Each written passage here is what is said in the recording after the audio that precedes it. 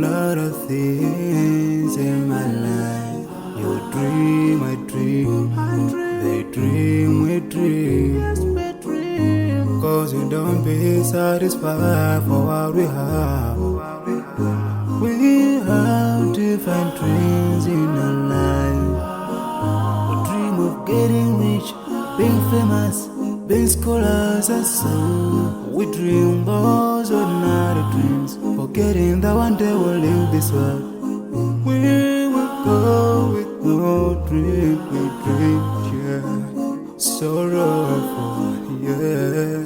My biggest dream's to see you. Seeing you will be my wish, cause no one is like you. I wish to see you. Seeing you will be my wish, cause no one is like you. And I wish to face the prophet Muhammad and be with him in Jannah. I dream of freedom, I dream of peace of mind, I dream of love,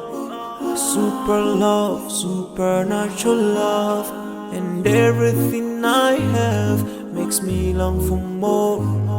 And the more that I have, the more I long for more.